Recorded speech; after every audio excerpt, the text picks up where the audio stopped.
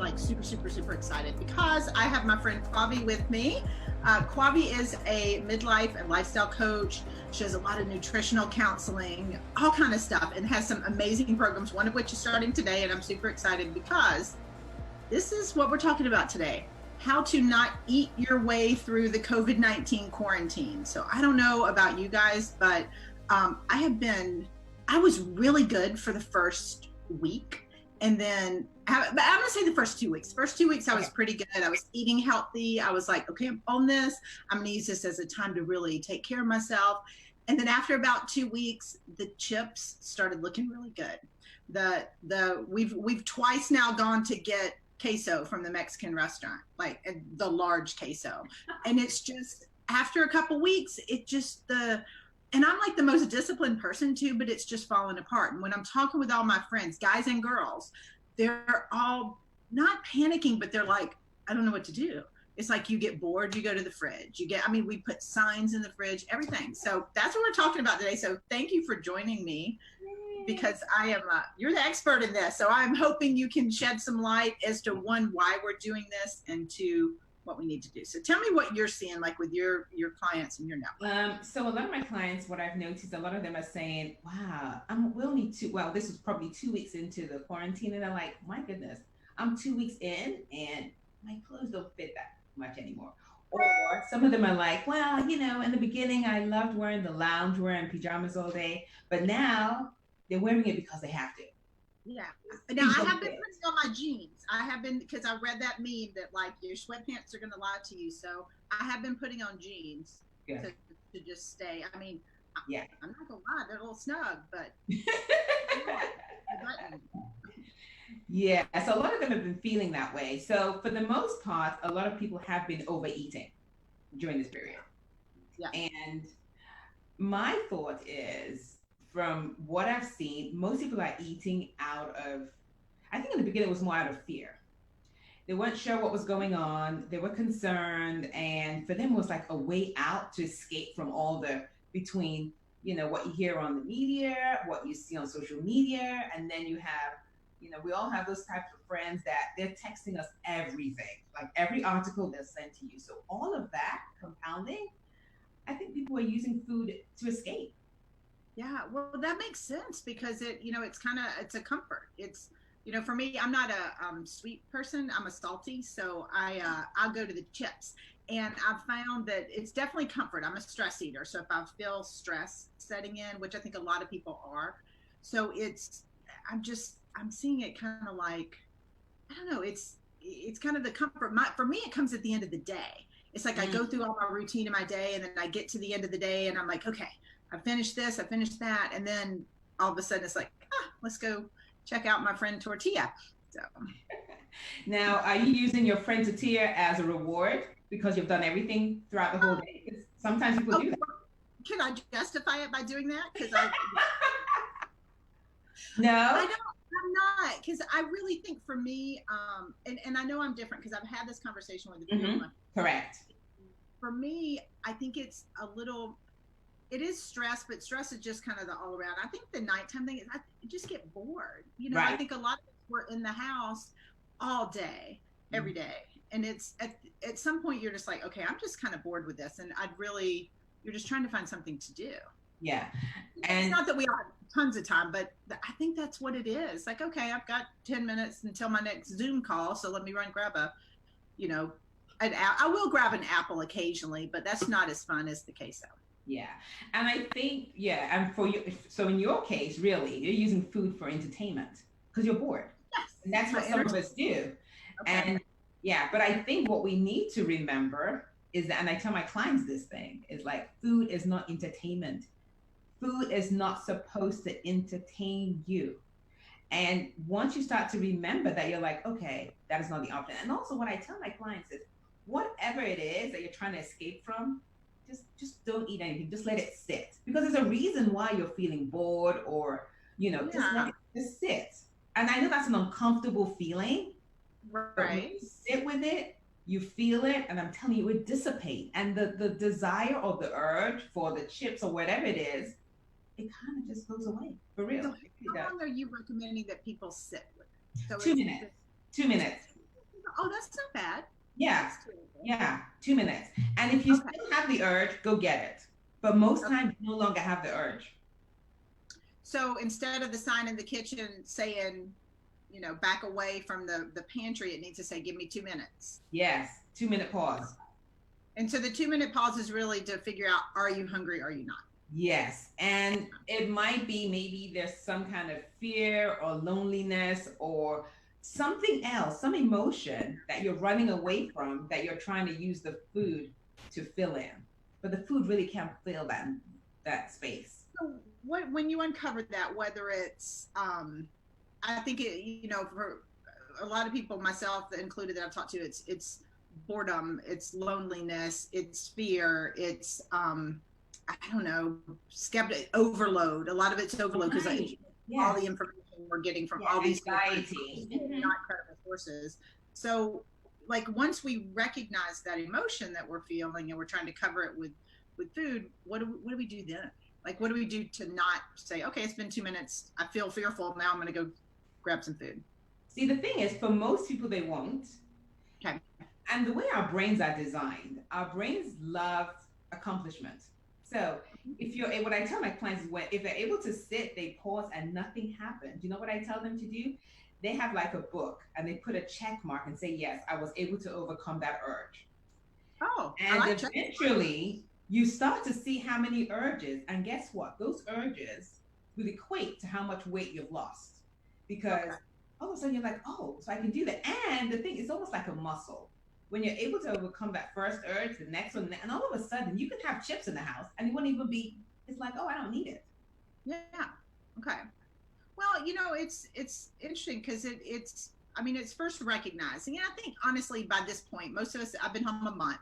So most of us get to the point where we know that we're doing this at this point. I think anybody that's like, oh yeah, I'm eating, I've now, the meme going around is the budgets or the cash flow. It's saying zero gas, zero clothes, zero food, $2,500. So it's we've all got more, and it's been a bigger challenge, honestly, because I'm extremely disciplined. Weight and dieting has always been my struggle. And I'm pretty healthy, but what's been interesting for me is the discipline has been harder stuck in the house. It's just because it's, we don't have, where before we would get up and go do something, or, go outside or go out with a friend or something. And I think we're using food as comfort, because used to be, I'm not a foodie. I mean, as you know, I have a lot of friends that are foodies and chefs, and we have you're part of that group, and we love to go out to these amazing restaurants, and I love the food. Like, I savor the food for these amazing restaurants, but when I'm at home, I can take it or leave it. So, there'll be some days where, before all this started, there'll be some days I get to like 5 o'clock at night, and I'm like, oh, I forgot to eat today. And people are like, how did you forget to eat? I'm like, I don't know, I just got so that's not unusual for me. But I will tell you, since I've been stuck in this house, I have not forgotten to eat. So it's kind of like my brain is in a different cycle. And you're right. It's all about the brain, really. And Kristen, for someone like you, and I tell this to my clients who are, I'm sorry? I said, I like this checklist thing you're talking about. I can do that. Right. And for people that are like you, that are more structured, what I tell them to do is, okay, what is your goal after this is over? Like, how do you see yourself after this pandemic is over, and we can go back to somewhat a resemblance of our normal lives? The question is, if you want to feel stronger, more empowered, then let's create a checklist of goals of what we want to do in order to achieve that. And one of the things to achieve that is the overeating part. And I like to explain to my clients that whenever you put something into your mouth, it's going to fall into 4 areas, regardless. The first one is fuel eating, where, okay, you're eating food that nourishes your body. So that's foods that you need, leafy green vegetables, whole foods, stuff like that. The second option is the joy food, where you're eating more for pure pleasure. Okay.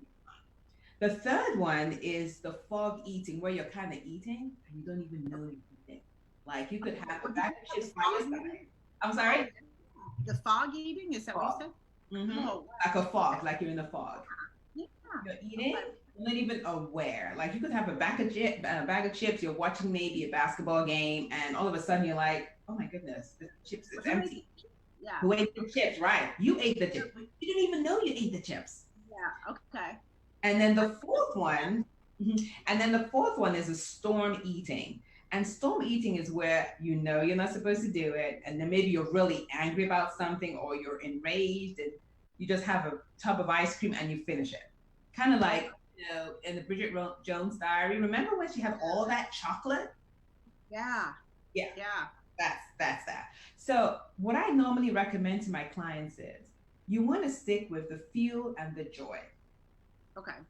Fuel 90% of the time, joy food 10% of the time. The other two, you want to stay away from. And when they do happen, just regroup and continue. So the fog, and what was the fourth one? The storm, like a storm. All right. So those are the two I feel like I did not have those categories before.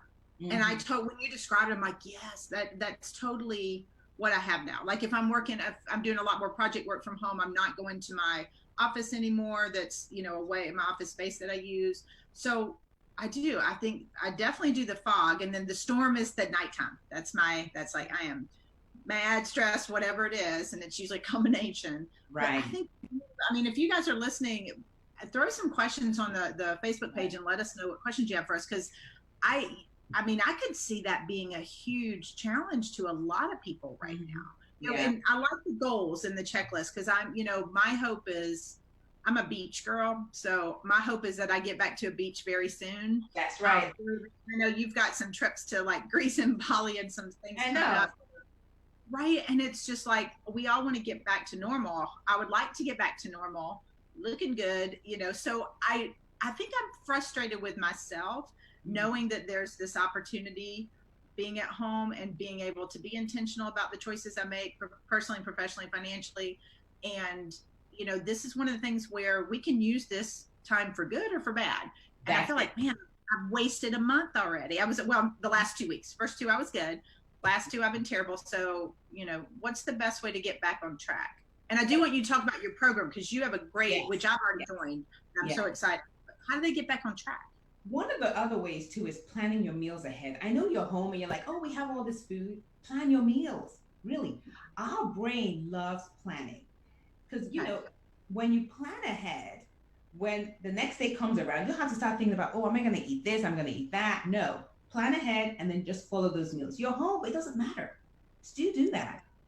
Your brain loves the plan because if you don't plan, you know what your brain's going to do? Oh, let's eat whatever. Yeah. Absolutely.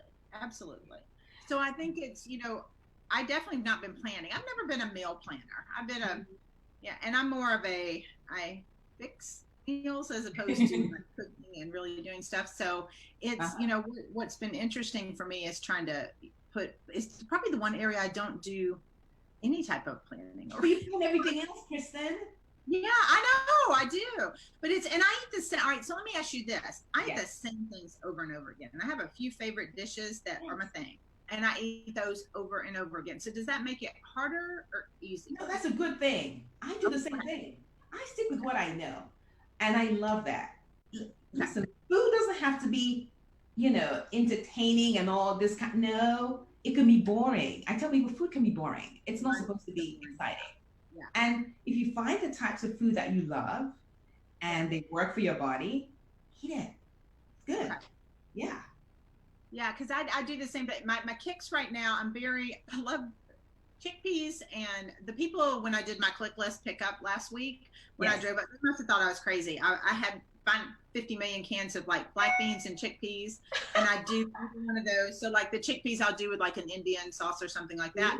Black beans I'll do, and I use cauliflower rice instead of rice. That's my new thing too. So those are so uber healthy, and I like fruits and I like fresh vegetables. So I feel like, the part I plan, those meals that I'll, even if I don't plan them out ahead of time, those are healthy. But I feel like the struggles come in between the meals, the snacks. Yeah. And one of the questions you really need to ask yourself, which I ask my clients to do all the time is, are you really hungry? And when you start to ask yourself that question over and over again, you get used to not asking a question because you're no longer hungry and you move on. But you really have Yeah. to ask yourself, are you really hungry? But if the answer's no, then what do you do? Because I mean, I can use it again. Nope, not hungry, still grabbing them. Well, see, that's the thing. So you have to be aware and you have to have the motivation to know that, okay, you know what? I have this goal. Like in your case, you have this goal. You want to Yeah. look great for the summer.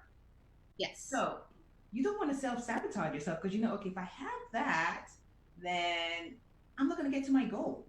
Yeah. So it's something you have. And over time, when you keep asking yourself that question, believe me, after a while, you might be saying, yes, I'm hungry and eating it. But after a while, you'll notice that it will start to dwindle where you're not always going for it as much anymore because you already know that this is what I want to do. Yeah. Not a good idea. And eventually you kind of like, okay, I'm going to pass. So is this like most habits where it's going to take 21 days? I mean, some people say 35, some people say 21. Is it going to take that long or even longer? It might take longer, but definitely at least 21 days because our brain's already been wired to, I feel this way, I'm going to grab this. So you're really changing that whole process. Yeah. But our brains love accomplishment. So even if they're little steps and you start to see the difference, whether it's in your clothing or on the scale, your brain is like, yes. And then you want to keep doing it even more.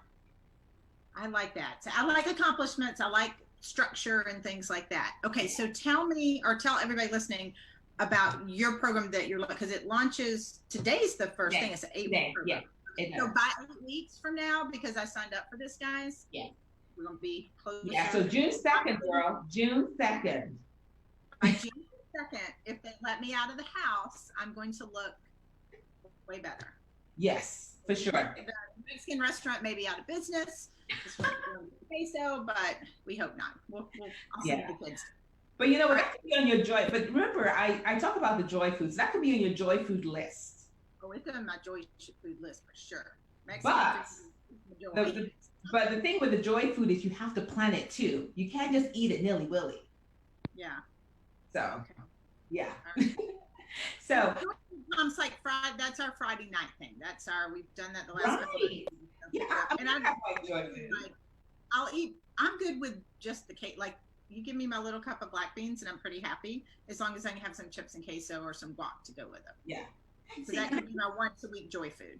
So you're saying don't deprive yourself of. Oh no. Deprivation doesn't. Okay. Our brains don't like deprivation. Our brains like to know that we have a choice, but you have to plan ahead for it so that it doesn't get out of hand. Yeah. So that keep the joy to the 5%, you said. Yes, 5 to 10%. Like I like coffee ice cream, and it's funny, I don't drink coffee, but I love coffee ice cream. So I'll get the little Haagen-Dazs, the little tiny ones. I'll have one of them. I'm good. Yeah. Okay, I like that. I like the fact that there's no deprivation to it, because I feel like so many times with lifestyle changes when it comes to food and nutrition and dieting, it's all deprivation, which is very hard to maintain. Yeah. That's the thing. It's not sustainable. You might lose the weight, but then what happens afterwards? So yeah. Oh, the one thing I want to say about joy food before I talk about my program is joy food has to be something you truly enjoy. Okay. If you don't enjoy it anymore, you need to take it off the list. Okay. Yeah. I would think most people know what those foods are, though. Do people? You're saying? Sorry, I didn't hear that. Do most people? I would think most people know what their joy foods are. Correct? Most people do, but it can change over time. Like you could start eating something, all of a sudden you're like, I don't really have a taste for this anymore. And if that happens, take it off the list. Okay. And one more question now that you're talking about joy, before we get into your thing, is what about the liquid calories? Because I'm seeing people talk a lot online about that they're consuming more, alcoholic beverages, wine. I might be guilty of that one. But it's, this people are like the poor wine guy at the wine store near my house is like, oh my God, they've been slammed. So how does that factor in? Because are we having to take it away from if we're going to have a glass of wine at night where we normally wouldn't on a weeknight, are we having to take that away from something else, or how does that all factor in? Because most of the people I know that do drink, even socially, have increased that amount of consumption. And you know what? It falls into the same category as overeating. You're using alcohol as a way of escapism. It's like, like sometimes people say, oh, I'm going to take a glass to take the edge off. You don't need wine to take the edge off. Sit with the edge. There's a reason for you being edgy. Let's find out what that is. Is it something that happened at work? Is it something with your relationship? Deal Right. with that. Don't use wine as a buffer, because that's what you're really doing, using wine as a buffer. So if we're making an intentional choice to have a glass of wine, is that falling in our joy bucket? Or can I count that as a fruit? That's different. But if you're having it because you're like, oh my goodness, I've had such a bad day, I need a glass of wine. Just saying that thought alone means that you're taking it because you feel stressed. You don't need wine because you're stressed. So even just verbalizing, here's why I'm having it. Yes. So if you're having it because, oh, you know what, you feel fine, I'm just going to enjoy a glass of wine. That's okay. But if you feel you're having it because you want it to solve a problem for you, no. Okay. So that's a big difference. I see that because I've fallen into both camps. I enjoy wine a lot, so I will have a glass because I like it. And Yes. there's, I'm very particular on the ones I drink and the ones I won't drink. My college students home. That college students have terrible taste in wine. Don't ever try it. I recommend.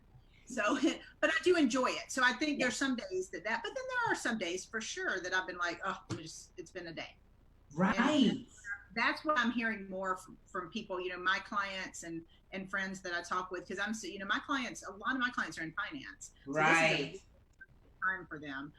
So, I'm hearing that a lot from those, like, let me just get to the end of the day, my glass of wine. It's almost like the reward for surviving the day. Yeah. And that's what you want to be careful of, because those have calories too. So, yeah. Okay. Awesome. Yeah. Well, tell us about your program. Yeah. Because I'm excited. So I want to hear all about it.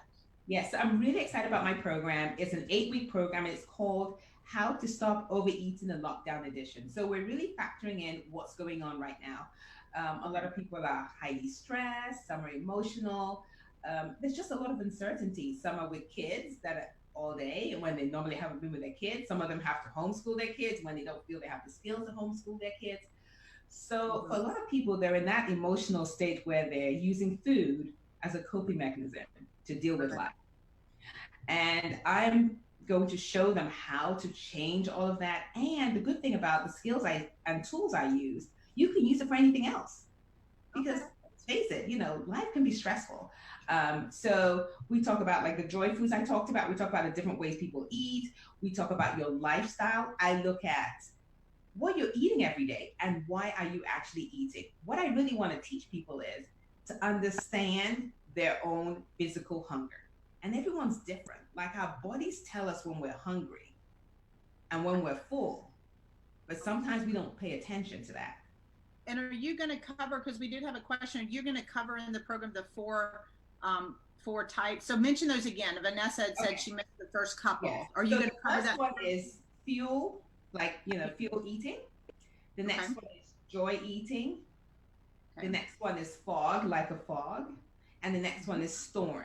So yes, we covered those because you're always going to be in one of those buckets when you put anything into your mouth, or even when you drink, actually. It's always going to fall into one of those four. Mm-hmm. Okay. So we're going to cover all those. We're going to talk about why. So it sounds like we're going to uncover why we're doing it too. Yes, which is helpful.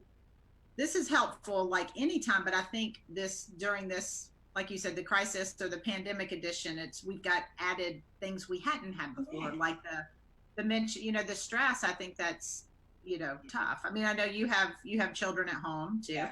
Mm-hmm. You have a husband who, thank you to him, but is a physician on the front line. So that, I would assume has added stress too. Yeah, exactly. So, but you have to be conscious of it. And for me, my goal with my program is to uncover the reason, because I can tell you what to eat all day and you can do that. But if you don't understand why you're eating when you're not supposed to, in other words, when you're not really hungry, we haven't uncovered the real. So that's why I do this, so that we can uncover the real reason for that. So we'll do that. We'll also talk about, when we talk about different foods, I cover a tool called the hunger scale. And what the hunger scale is, it determines when you're hungry and when you're full. Okay. And you have to stay within certain numbers. So we'll talk about that. You stay within certain numbers. The other thing I want to do, which some people don't really like, but I know it's essential, is you will have to weigh yourself every day. I do that normally, and people tell me it's bad. So I normally do that, which is how I know that it goes up. Yeah. Yeah. But people said not to do that. But for me, I feel like there's so much fluctuation that what if I wait on an off day and it was skewed a little bit? So. And I think that numbers tell us a lot. You know this, Kristen. Numbers, that's how you get data. That's how I know how you're doing. And it's funny, sometimes I'll have clients that will say, "Oh my goodness, I gained weight. I don't know how." I'm like, "You don't know how? If you're weighing yourself every day, you get the information. And our bodies are so different. You could even be Yeah. eating something healthy, but maybe you're overeating on something that's healthy. Yeah. Um, Yeah. and so to me, that's very important. And I tell people who are not used to that, because some people it's more of a fear of, judgment. I'm like, the numbers are neutral. Let's just work with the numbers. Just look at it as numbers on a spreadsheet. Okay. And we'll get you to the next goal. But this is data for you to know, oh my goodness, when I have this, I add this. When I don't, this is what it is. Yeah. Yeah. Okay. So what else? I know we have calls, and you're going to give us tools and techniques. Yes. I'm an accountability girl. So how does that help? Because I'm good if I have to answer to somebody else. Yeah. So everyone is paired up with a partner. Okay. And so you'll all have an accountability partner, but everyone submits things to me. Now, the first thing I didn't mention that everyone has to do is everyone has to sign a commitment that they're doing this for themselves. Because typically, and this goes mostly for women, we tend to love to help everyone else around us. And when it comes to ourselves, we're like, I'll get to it. So for me, I want everyone has to sign a commitment letter where they say, I'm going to honor this commitment to myself. So those days when you want to grab the chips, or if it's cake, or if it's something else that is not part of you're not really feeling hungry and you want to do it, you remember that, you know what, I've made a commitment to myself. This is not part of the plan.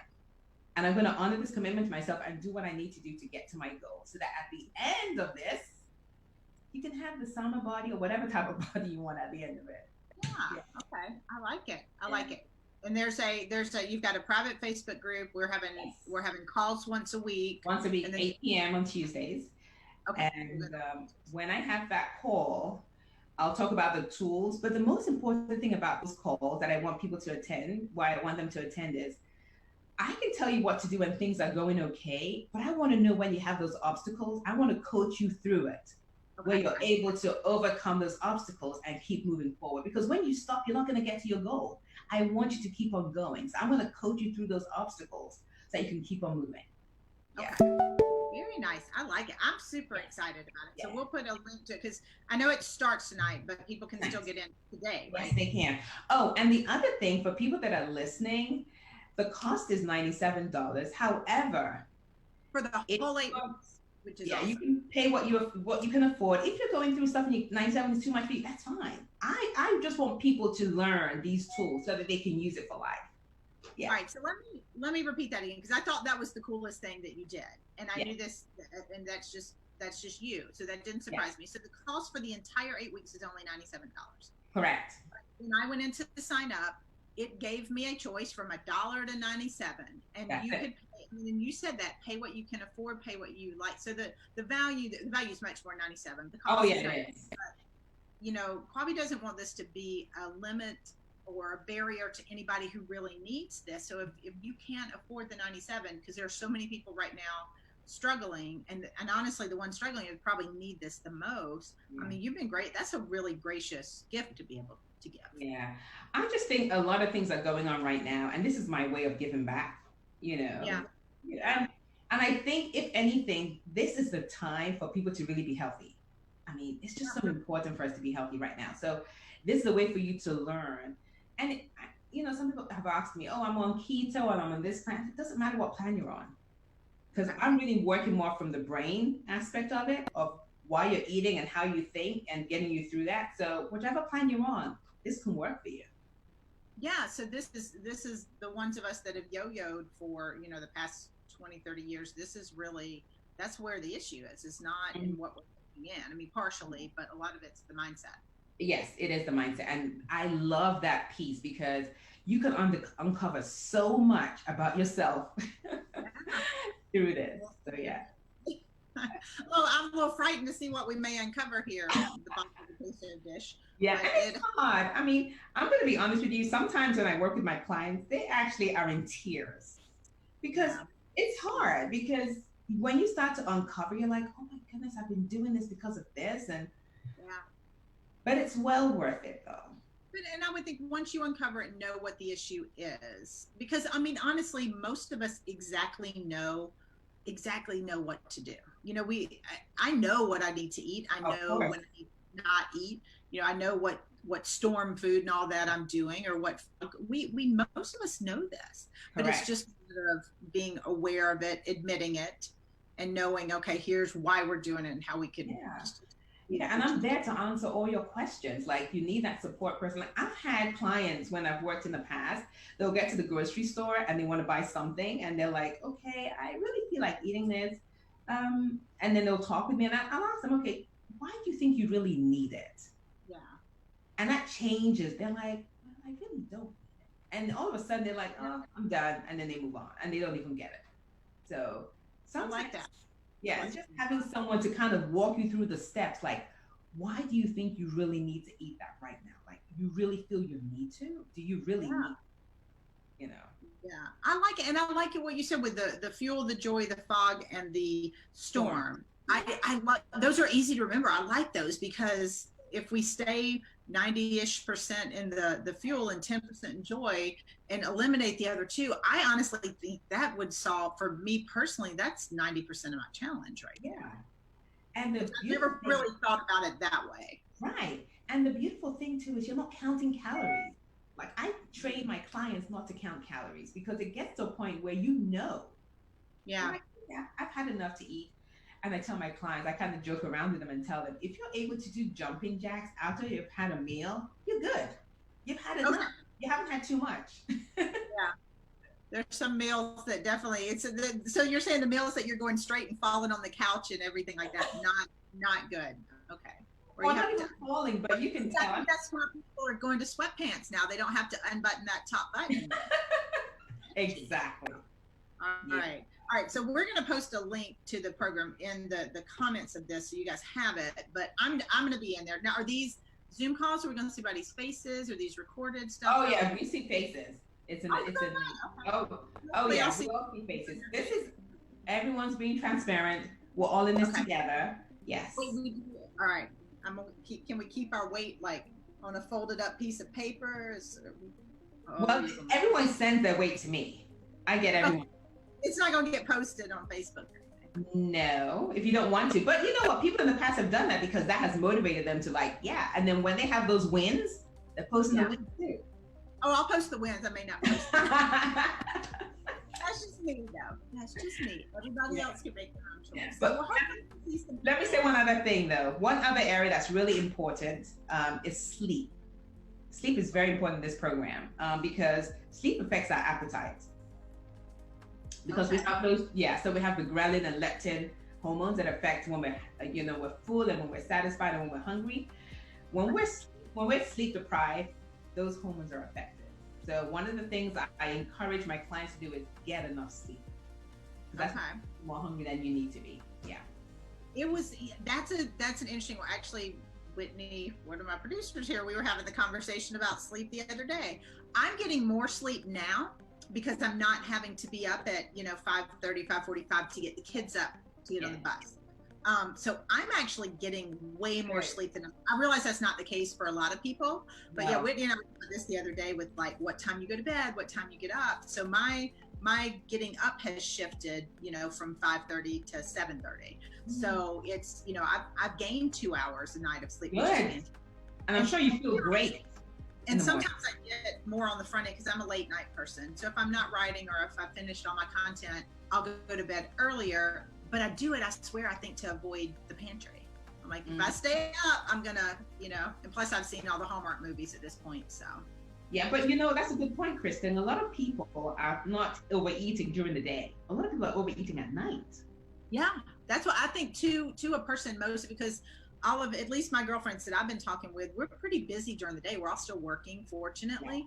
Yeah. So we're, go during the day, and then you get to the end and you're like, okay, well, normally I'd be going to meet a friend for dinner, shop or run to the grocery, and I don't have that. So when you're just sitting at home, I'd love to find other things. I mean, we all have other things we could be doing. But. Yeah, but I think also too, sometimes, and this is another question I ask my clients, how much what's the percentage of joy you're deriving from food? For some people, food is their life.